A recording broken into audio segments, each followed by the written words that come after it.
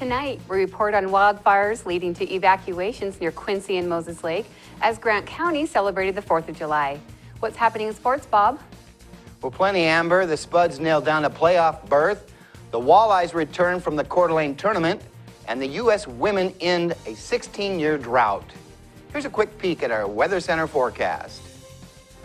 Hi everyone, I'm Chaselyn Rodriguez. Dry conditions remain in control. However, a system will approach by tomorrow, may bring a threat of showers and thunderstorms. I'll have more details for you in just a bit. I'm Amber Jinks, and we have all this and much more on iFiber One News. From the iFiber One HD studio here in the heart of the Columbia Basin, this is iFiber One News, your #1 source for local news, sports headlines, and our very own Weather Center forecast covering the entire Columbia Basin. This is iFiber One News, and it starts now.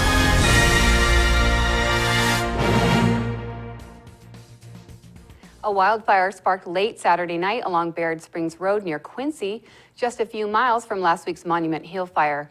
Reporter Devin Higgins has the details. The 4th of July ended with smoke and flames in the sky near Quincy as between 5,000 and 10,000 acres of sagebrush and grassland burned on the same hillside that caught fire a week ago. About 15 homes were evacuated after the hill's fire sparked about 3 miles northwest of Quincy. High winds helped it spread rapidly and kept fire crews working hard for several hours to stay ahead of it. The Grant County Sheriff's Office closed off large sections of road around the blaze, asking bystanders to keep back and out of the way so crews could get to new hotspots quickly. By dawn, Grant County firefighters had the blaze under control, and as people were allowed to return home late Sunday morning, the telltale scorched earth was all that remained, but no injuries were reported and no structures were lost. In Quincy, Devin Higgins for iFiber One News. Police continue to search for wanted suspect David Santos, accused of shooting at police last week. About 70 officers surrounded a property in an attempt to arrest him. Reporter Joe Utter has the story. Wanted suspect David Santos allegedly eluded police for a second time on Friday following a 16-hour manhunt near Royal City. The 35-year-old Madwa man is wanted for allegedly shooting at a Royal City police officer during a chase last Tuesday. Officers and federal agents allegedly found Santos driving on State Route 243 near Beverly Burke Road. Grant County Sheriff's Office spokesman Kyle Foreman said the traffic stop was part of a large fugitive task force. Officers who made the initial stop were part of a large U.S. Marshals fugitive task force, so there were many resources in that. There were a lot of resources. Santos reportedly fled the traffic stop and led police into an apple orchard near Royal City. He allegedly got out of his vehicle and exchanged gunfire with police. No officers were injured, and it's unknown if Santos was hurt. Santos reportedly ran into the apple orchard where he stole an ATV and tried to enter a home. Police used helicopters and officers on the ground to attempt to locate Santos. Santos is considered armed and dangerous.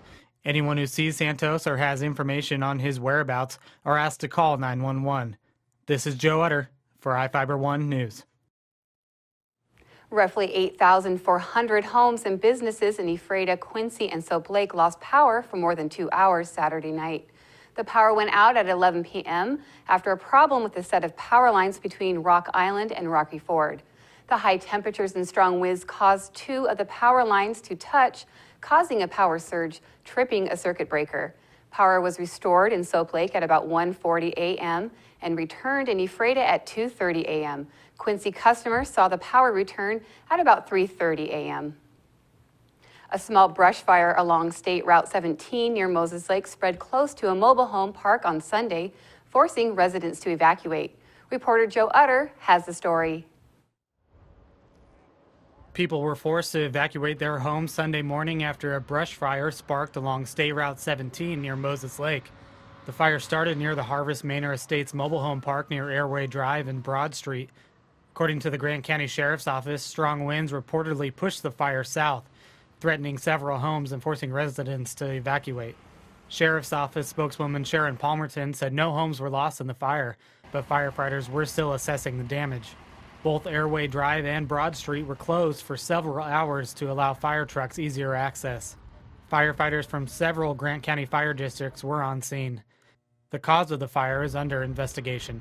This is Joe Utter for iFiber One News. Now we take a look at people being sought by law enforcement. This is Sheriff Tom Jones with the Grant County Sheriff's Office. Each of the people you see here have a warrant for their arrest.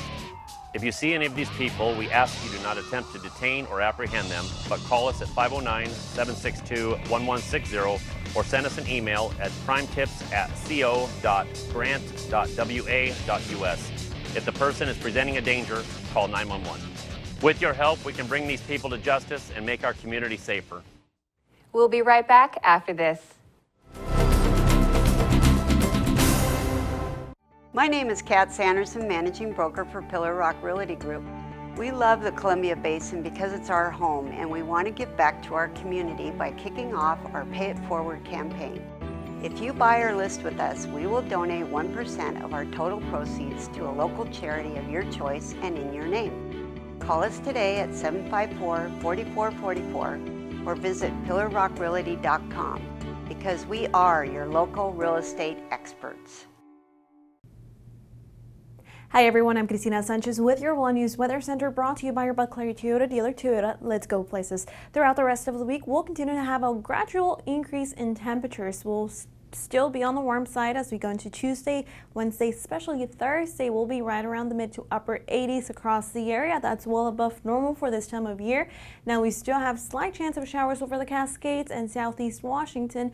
Most of our area will remain dry within our Columbia Basin. Now there is a low pressure system that is tracking into California that is still bringing plenty of moisture into Oregon, and some of that moisture is still creeping in just south of our state. Now within our area, we still have low temperatures in the low 40s. We did start off the day slightly below average temperatures. Now for the high temperatures, right around the upper 70s for today, slightly above average, but we'll continue to warm up as we go throughout the week. And record high temperature was back in 06.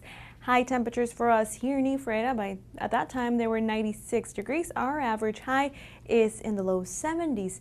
Now right now temperatures are still in the mid to upper 70s across the area. Moses Lake, they did start off the day in the low 40s, and high temperatures today for them in the upper 70s. And like I said, right now temperatures in the into the mid to upper 70s. Plenty of sunshine and winds blowing from the northeast up to 10 miles an hour. Here you can see there is a low pressure system tracking into California, bringing plenty of moisture in Oregon, bringing chance of showers, and also some of that moisture creeping in, especially in the southeastern portions of our state. But for the Cascades along this Tuesday, Wednesday, they'll still have a chance of showers throughout the afternoon and evening hours. They may even see a thunderstorm or two, but within our area, we'll have plenty of sunshine for this Tuesday, Wednesday. Once again, we still expect to stay pretty dry, and along the Cascades, they still have a chance of showers, and also southeastern portions of Washington as we go into this Wednesday afternoon.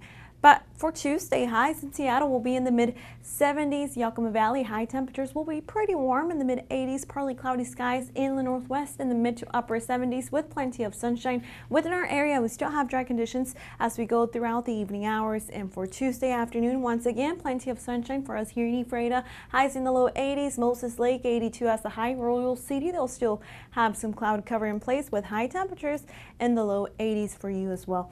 Now, as we take a look at our extended forecast, there is a chance of showers coming up, and this will be for the weekend. But for now, we'll continue to have a gradual increase in temperatures.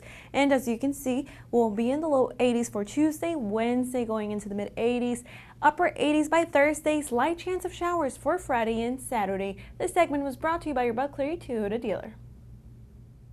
The new flamethrower cheeseburger now with a $5 lunch. I'm going flamethrower today. Remember what happened last time? I'm going flamethrower today. Gary, do you remember what happened last time? I'm going flamethrower today. Remember what happened last time? Comes with a Sunday now. I can handle it. You know your body, Gary. Go flamethrower. Now the DQ $5 lunch comes with the new jalapeno bacon flamethrower cheeseburger, plus fries, drink, and a sundae. This is fan food, not fast food. The Spuds secured a spot in the postseason after splitting a doubleheader with Wenatchee over the weekend. Moses Lake Senior American Legion team blew out the Apple Valley Packers 11-4 in Game 1. Kevin Cosper tossed 5 solid innings on the bump to record the win. The Spuds were well on their way to a Game 2 victory, up 9-1 in the top of the 5th, but the Packers erupted for 5 in the home half of the frame to make a game of it, and then tacked on 3 runs in the 7th and 1 in the 8th to complete the comeback win. Blake Springer was hit with the loss. Cameron Duke's bat sizzled in the 2-game series as he connected for 5 hits and 10 at-bats with 3 doubles. The Spuds pounded out 26 hits and had 5 extra base hits in the 2 contests. Well, the Walleyes took 2 games at the Coeur d'Alene tournament over the weekend. Moses Lake jumped all over Lewis and Clark 12-4 in Game 1. The Walleyes trailed 2-0 going into the bottom of the first, but exploded for 9 runs and never looked back.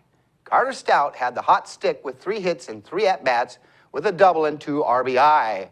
Austin Valdez went the distance to record the win. The Walleyes turned back Sunnyside 10-6 in Game 2. The team held a 3-0 lead after 4 innings were in the books.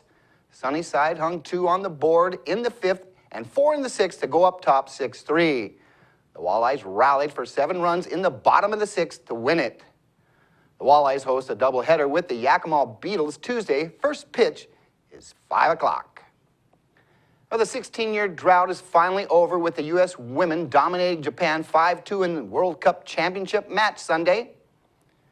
Carly Lloyd scored the first and fastest women's World Cup hat trick and only the second hat trick ever in a cup final, and Japan was on the ropes 4-1 at the break.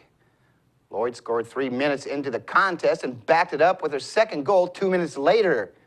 Megan Holiday made it 3-0 at the 14-minute mark. Lloyd launched a shot from midfield 16 minutes in that sailed over the head of the Japanese keeper who had vacated the box with her team on the attack. Japan got one back before the half and then got a lucky break on an own goal off an errant header by Julie Johnston as she was defending the box at the 52nd minute. The win was the first for the U.S. women since 1999 and their 3rd title in World Cup play. The 5-2 score was the highest scoring match in women's World Cup history. Lloyd was awarded the Silver Boot and the Golden Ball, and Hope Solo got the Golden Glove Award as she only gave up 1 goal coming into the final match. Rookie Mike Montgomery pitched another gem for the M's, and Seattle knocked off the A's 2-1 at the Oakland Coliseum. Sam Fuld broke a scoreless streak of 20 consecutive innings for Montgomery when he knocked a solo shot out of the park in the 3rd. That was the only run of the ball game for the A's as the Mariners bullpen shut down Oakland the rest of the way. The Mariners scored their 2 runs in the 6th, with Robinson Cano getting things started with a hit by a pitch. Nelson Cruz followed with a double to left field, putting runners on 2nd and 3rd. Seth Smith then punched a single up the middle, scoring both runners and giving the M's the lead. Fernando Rodney recorded the save for Seattle in the 9th, his 16th of the season. With the win, the M's improved to 5-4 on the road trip. The Mariners are back at home tonight, opening a 3-game series with Detroit. Hisashi Iwakuma is making his first start after a long stint on the DL. We'll be right back after this commercial break. You don't have to drive to Seattle for exceptional cancer care. Confluence Health's cancer program delivers world-class care close to home. We have a highly experienced oncology team in a state-of-the-art facility, and we're a member of the Seattle Cancer Care Alliance, which gives our patients access to world-renowned therapies developed at Fred Hutchinson, the University of Washington Medicine, and Seattle Children's. Together with the SCCA, we're delivering world-class cancer care close to home.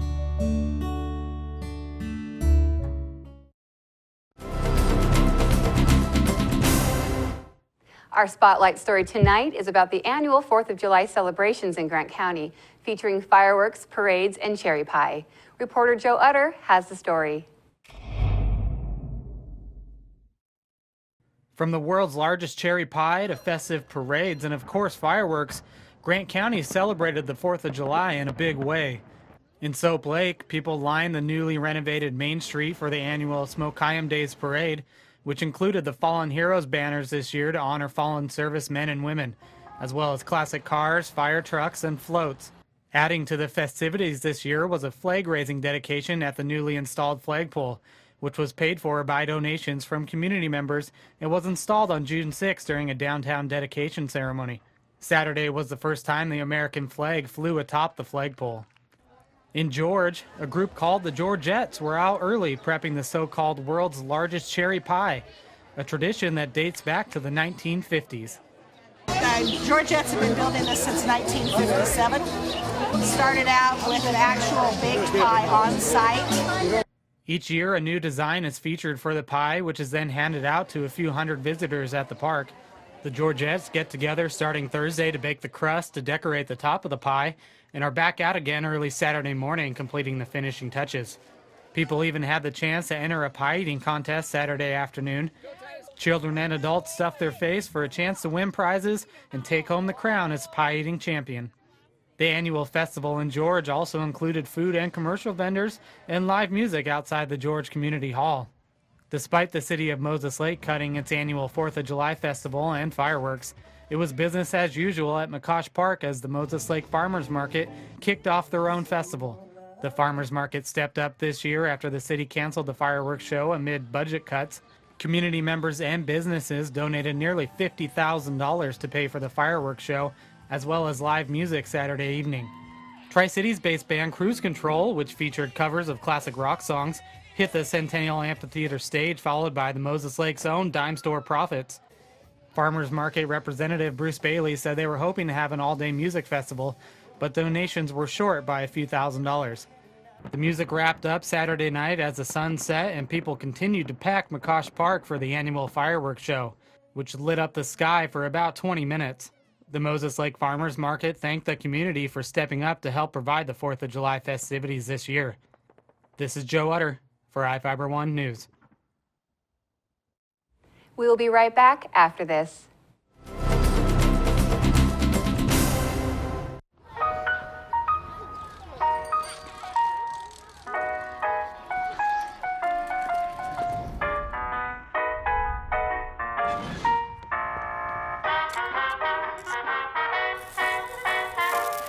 The Dodge brothers' competitive spirit and engineering prowess started long before they built their first car, and will continue long after their latest, the most technologically advanced vehicle in its class.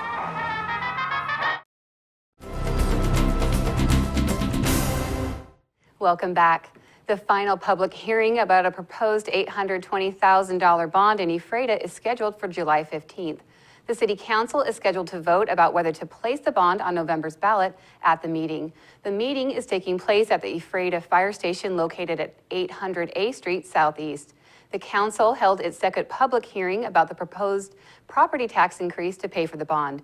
No one spoke at the meeting. City Administrator Wes Crago said it seems many people in the city are aware of the issue, but no one commented publicly about the ordinance. The money would replace a fire engine, an ambulance, and air packs. 3 people were injured in a collision Thursday afternoon on State Route 26, about 13 miles southwest of George. Soon Tai Kim, a 32-year-old Richland man, was driving a 2007 Chevrolet Monte Carlo north on State Route 243 when he reportedly turned in front of a 2002 Chevrolet pickup truck heading east on SR 26, according to the Washington State Patrol. The 2 vehicles collided at the intersection. Kim was not injured. 2 of his passengers, a 23-year-old South Korea man and a 25-year-old South Korea woman, were injured and taken to Quincy Valley Medical Center. The driver of the pickup truck, 70-year-old Moses Lake man Chun Jordan, was taken to Quincy Valley Medical Center for his injuries. The State Patrol issued Kim a ticket for failing to yield the right-of-way. In national news, as people across the country celebrated Independence Day over the weekend, a symbol of our nation was given its freedom. CNN has the story. It was just before Christmas. Most folks were spending their evening preparing for the upcoming holiday. But Hawk Center director Lynn Slater was rushing into work. She had just gotten a call. A bald eagle was found shot in the wild. The game and fish officer had trudged through some rain and mud for close to 2 miles after some children found her out in the swamp of the Paris Bottoms. The Hawk Center doesn't have an x-ray machine, so the bird was taken to a nearby vet. She'd likely been suffering for days. Her wing was damaged, her leg broken. But the biggest threat to her life was in her blood, poisoning from the lead shots. Was suffering from lead poisoning. She would just lie down and refuse to eat. It's of course illegal to shoot a bald eagle, and Lynn believes this was no accident. And she was perched when she was shot.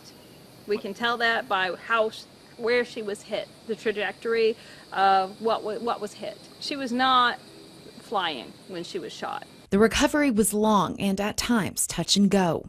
But when she continued to eat and continued to gain weight and obviously was getting more skittish and not wanting to be around us and actually running to the other end of the enclosure when I came in to feed, that's when I said, okay, we're turning around. She's finally coming around, and let's see where this goes. After 7 months cooped up in a cage, she was finally ready for freedom. And what better day for this symbol of our nation to take to the skies than Independence Day? It is the most joyful feeling ever, because we have so many sadnesses, so many animals that don't make it, so many that have to be euthanized because they have awful, awful, horrendous injuries.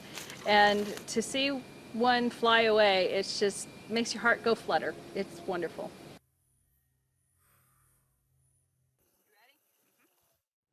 That's going to do it here for us at iFiber One News. We want to thank you for watching, and we'll see you again tomorrow.